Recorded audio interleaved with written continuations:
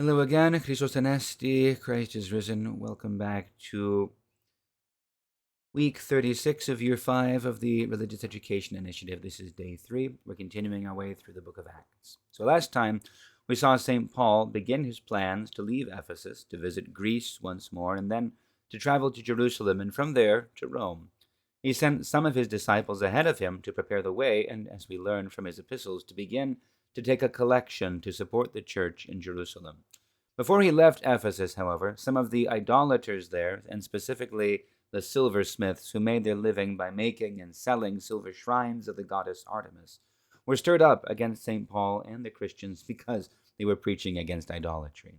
This time we will see the riot continue and how it comes to its end. We'll see Paul leave Ephesus and make his planned journey to Greece and then begin his return. So this is verse 28 of chapter 20. Of chapter 19, I'm sorry. When they heard this, the statement that St. Paul was opposing the worship of Artemis, they were enraged and shouted, "Great is Artemis of the Ephesians!" The city was filled with the confusion, and people rushed together to the theater, dragging with them Gaius and Aristarchus, Macedonians who were Paul's travel companions. Paul wished to go into the crowd, but the disciples would not let him. Even some officials of the province of Asia who were friendly to him sent him a message urging him not to venture into the theater. Meanwhile, some were shouting one thing, some another, for the assembly was in confusion, and most of them did not know why they had come together. Some of the crowd gave instructions to Alexander, whom the Jews had pushed forward, and Alexander motioned for silence and tried to make a defense before the people. But when they recognized that he was a Jew, for about 2 hours all of them shouted in unison, "Great is Artemis of the Ephesians!" But when the town clerk had quieted the crowd, he said, "Citizens of Ephesus, who is there that does not know that the city of the Ephesians is the temple keeper of the great Artemis, and of the statue that fell from heaven? Since these things cannot be denied, you ought to be quiet and do nothing rash. You have brought these men here who are neither temple robbers nor blasphemers of our goddess.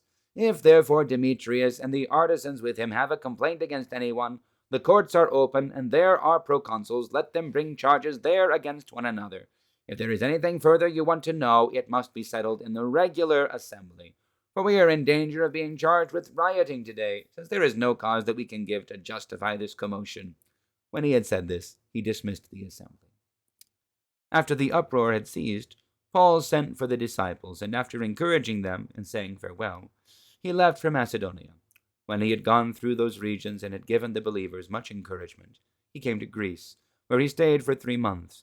He was about to set sail for Syria when a plot was made against him by the Jews, and so he decided to return through Macedonia. He was accompanied by Sopater, son of Pyrrhus from Veria, by Aristarchus and Secundus from Thessaloniki, by Gaius from Derbe, and by Timothy, as well as by Tychicus and Trophimus from Asia. They went ahead and were waiting for us in Troas, but we sailed from Philippi after the days of unleavened bread. And in 5 days we joined them in Troas, where we stayed for 7 days.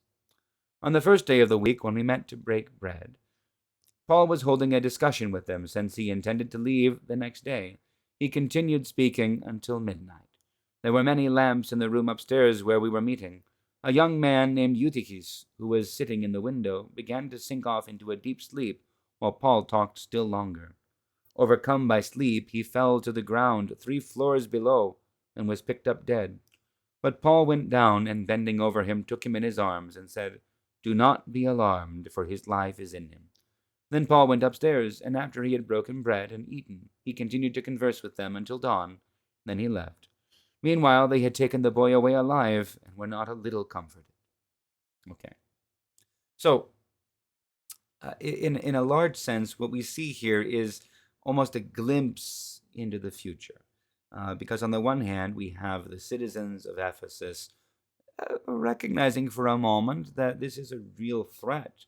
The preaching of St. Paul, the life of the Christians in their midst, is actually a real threat to the worship of their divinities, to their way of life, to their position. And it's not like they're wrong. Ephesus and the Temple of Artemis is a ruin in the modern day, and it's been a ruin for a long time.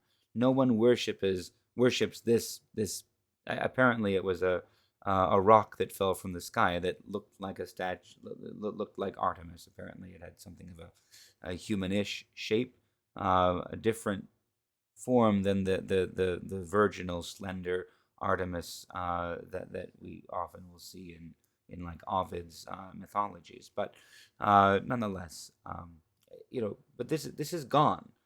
Even people who are trying to restore pagan worship now, they're not practicing this. This cult is dead, and it was killed by the Christian witness and the Christian the Christian gospel. It was destroyed by Christ, who overthrows the worship and the rule of demonic powers and idolatry, and gives freedom to all of us. But so they were seeing into the future for a moment, and they didn't like it. Meanwhile, St. Paul, not bothered, he is carrying on, preaching, teaching, and raising the dead. The fellow falls out the window. Paul goes downstairs, raises the dead. Well, carries on preaching all night long.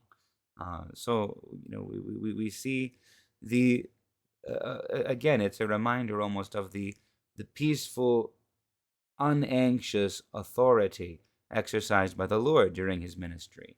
He's not yelling, he's not angry, he's not showing off. He's simply doing the things that need to be done, proclaiming life and truth and freedom to all who come to him. And Paul is preaching the Lord. So anyway, there's more that we could say, I'm sure, but I think that's it for this week. God bless you all. Christos Anesti, Christ is risen. We'll see you next week as we continue.